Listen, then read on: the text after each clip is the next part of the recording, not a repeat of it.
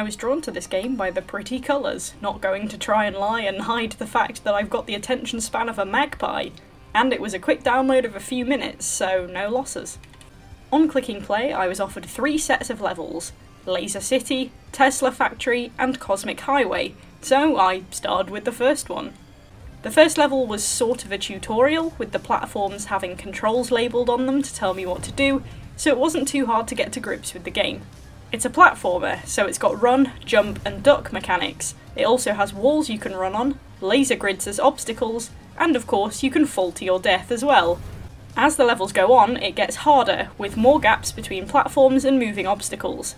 The final level of the section was way harder than the other levels, with all the main platforms moving, gaps in between them, and laser grids everywhere. Even though it sounds like there aren't many controls, there's actually a good variety to the ways you can boost and manoeuvre yourself. You have different types of jump. You have the normal jump, just with space.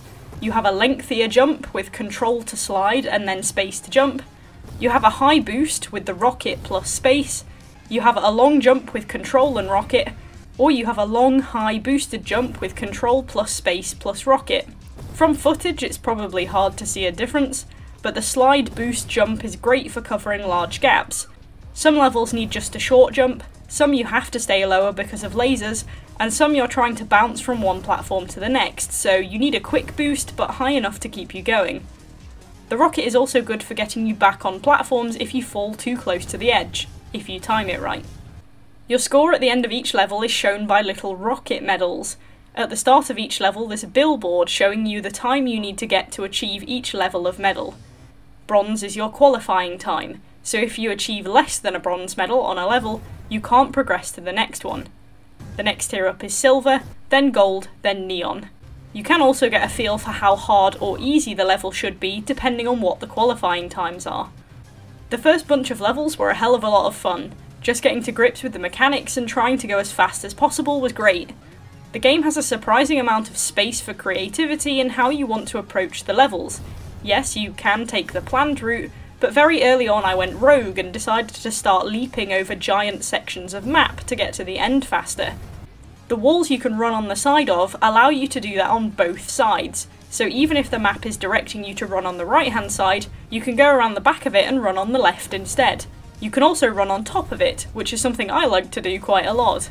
You can land on the top of laser grid squares, or shoot yourself clean over the top of them, or dodge around them. It's really up to you what you want to do with it. And it's a mix of your own skill, plus the game being there to facilitate other pathways you might want to take. And also a bit of luck in there as well.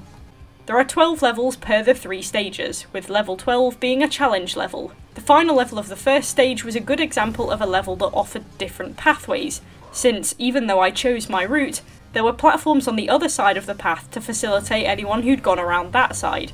It's a really addictive game, and you usually end up dying a handful of times before you pass a level because you'll either make a stupid jump just by trying to go too fast, or you'll be unlucky and a laser will move just at the wrong time, or you'll skid off the edge of a platform. Once I finished the first set, I moved on to the second, which gave me a different environment, more like an industrial level, and more challenges.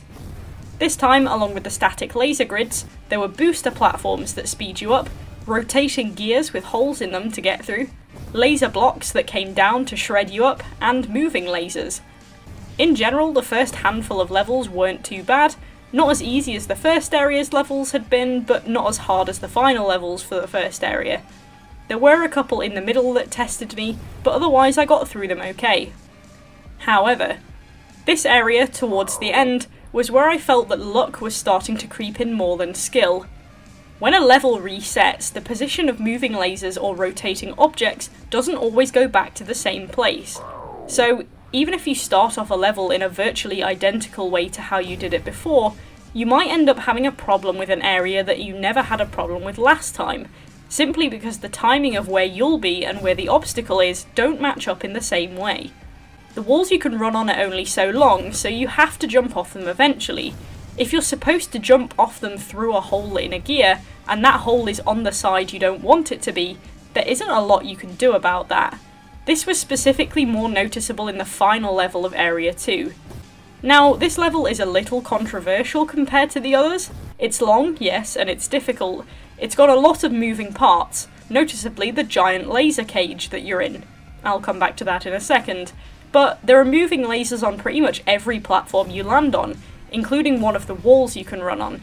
Now, by the flow of the level, you often landed on a platform at roughly the same spot. But where the laser was made loads of difference.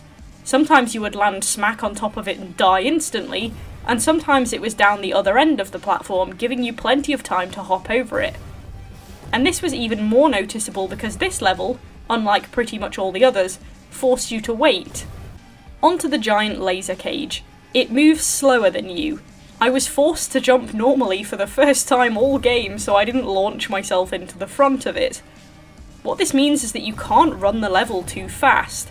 You also can't run it too slow, because there are lasers at the back of the cage that catch up with you. There are also lasers on the side, which on the bottom row vanish long enough to let you run on the walls, but you have to be very careful what height you re-enter the cage at, otherwise the upper side laser walls will cook you like barbecue.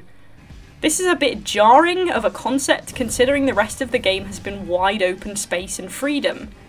Don't get me wrong, it's a challenge, but I didn't really like the choice to do this because the entire game is about passing the levels as fast as possible.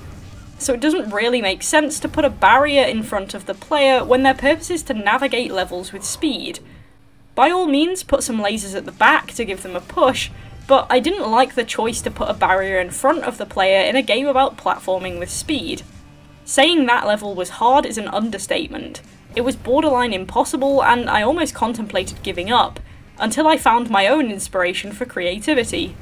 Since the cage was such a massive annoying problem, I decided, why don't I just get out of the cage?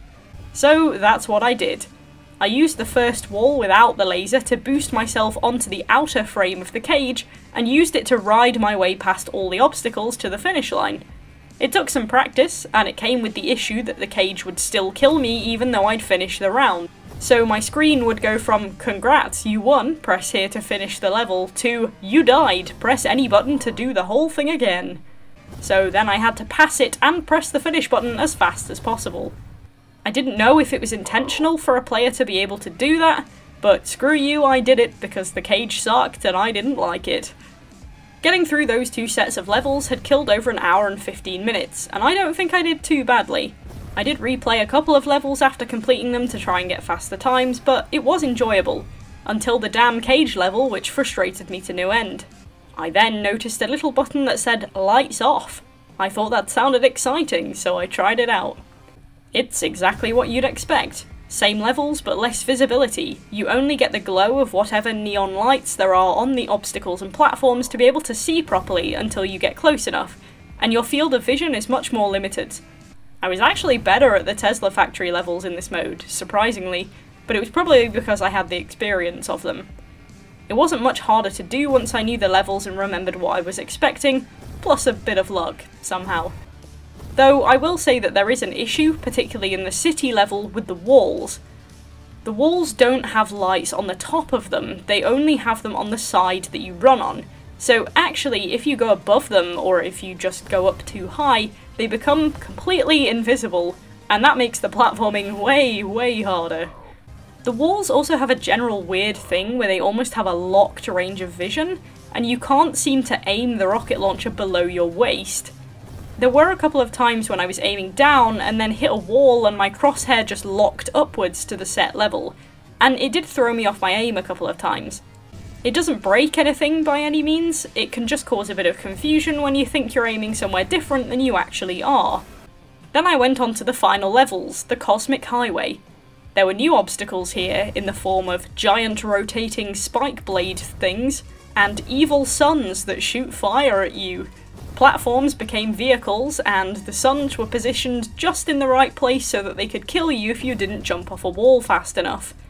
But the Cosmic Highway is probably my favourite area, not just because it caters to my playstyle of spend 90% of the level flying, but because you had the liberty to be so fast-paced and big with your launchers. Plus, again, using the walls to your advantage to take non-conventional routes is easy to do here as well, which is great. And the final level of the final stage was something else. It was, to its credit, 95% skill. It wasn't as annoying as Tesla Factory final level, but it had one portion at the end with a giant Eye of Sauron that launched rockets at you as soon as you entered the final platforms. The problem with this is the platforms are very far away from each other, and when you're in the air, your ability to dodge anything is null and void. One time I was executing the final jump to the finish and got slaughtered as soon as I got in the air. That section is pretty much entirely luck, which again isn't great and can be very frustrating, especially considering this is the final level, so it's the longest as well. You have all of the area you've beaten to traipse back through every time you get wrecked at the end. It took me, and I kid you not, nearly an entire hour just to beat this one level. I cracked the whole rest of the Cosmic Highway levels in roughly 30 minutes, and then took an additional 55 just to beat the final stage. And while some of it was bad play, I was doing pretty good for most of it.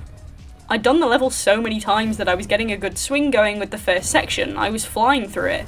I had cramp in my W pressing finger by the time I finally won, and was so exhausted I literally sat back in my chair and sighed like I'd aged 40 years. Cosmic Highway is also very unsettling in lights off mode. Since all of the platforms are so spread out, you spend a lot of time leaping into the dark hoping something will appear for you to land on. But that brings challenges to some levels and actually makes a couple of levels easier. The penultimate level comes to mind, since the beginning of it is you jumping down through a tube of spinning spikes. In normal mode, you have no idea where to go because all you see is spinning death. But in lights off mode, the range of vision means you can only see one spinner at a time, and it's actually a lot simpler to avoid it. Cumulatively, it took me about 3.5 hours to complete all 3 stages, plus scraping by on lights off mode, so actually the game's got some good length to it. It did remind me a lot of Frostrunner at the beginning, but it's got different mechanics and a lot more content. Plus you can gain bonus playtime from trying to get the Neon Time medal for each level, lights on and lights off. So beating scores will win you more from the game. All in all, this is a pretty good game. The attention to detail is really good, particularly on the rocket launcher. You don't really notice because you're too busy with the platforming, but it has a charge bar to tell you when it's ready to fire again, since there are a couple of seconds wait between shots, and it spurts out neon red fire when you shoot. The end also spins faster depending on how quickly you're moving. The sound effects are really good, the rocket launcher is the only thing that makes any noise other than the background music, but the firing and explosion sounds are great and the visual effects of them both are really good. The whole visual aspect is super well done. The lights are bright and eye-catching, but you're not trying to process too much all at once. There are big dark breaks in the map and the environment is distinguishable but not distracting, which is great too. The mechanics are all flawless. I will say the hit detect for the lasers and spikes can be a little presumptuous, killing you a little before you get to them when you should really pass above them, but otherwise the jumps, propels, wall running, platform edges all work as they should do, and you can look down far enough to see where you're going to land too, which is more useful than anyone gives it credit for. The level designs are good. Some at the start of the highway levels were kind of similar to begin with, but they used their obstacles and platform variety really well and made distinguishable levels, notably the final levels of each area. The only things that really knock it down for me are the choice of what they did on the final level of Tesla Factory. It just didn't really work with how the rest of the game was, and it was more frustrating that you lost all your freedom to fling yourself around like a loon like you could on every other level. Plus, again, it's a really questionable choice to slap a level like that in a game that's time-based. I don't know if they had intention to force people to try and escape the cage, but it wasn't easy and my game was visibly not happy with me for riding the outside of the cage like I did. So, I don't believe they ever wanted you to get out of it, unless I got out of it at the wrong point. And unlike the end of the city level, there weren't any extra platforms available to help you if you got yourself out of the cage, which is just further proof that they didn't seem to want anyone out there. I guess at a stretch you could argue they wanted you to jump from the escape wall onto the platforms and do it that way, but it was hard to get any distance in front of the cage, and it was noticeable that there were laser blocks further up that you could possibly have had to wait for, meaning the cage would have just caught up to you anyway, so I don't know how possible that was. The last bit of the highway final level, again, was a little too much luck to try and get past, but it was at least possible, and the whole level allowed you freedom of movement, so I can let that one fly. The only other thing was the hard/impossible to see walls in lights off mode in the city, and the weird thing with the aiming when you're on the walls, but they were easy enough to work around. Oh, and the part where the timings of all the twirling obstacles can sometimes screw you over if you happen to start moving at the wrong time. These things can definitely be the cause of some rage at some points, but I don't think they're enough rage-inducing to be considered game-ruinable. This game is fun, challenging, and colourful. The music is good enough, no awards to be won, but it changes each level for a bit of variety and it keeps you fired up. Plus, the fact it only plays when you're moving gives you more incentive to keep up the pace. It's quick, it encourages you to be both fast and accurate, and it was definitely worth the time spent on it. I think I saw from the credits it was made by 4 people, so they've done a really good job with it. It's got a simple enough basis, and though it could do with a little more polish in some areas, it works really well and is good fun to kill a few hours with. So I think I will give Neon Boost a 9 out of 10.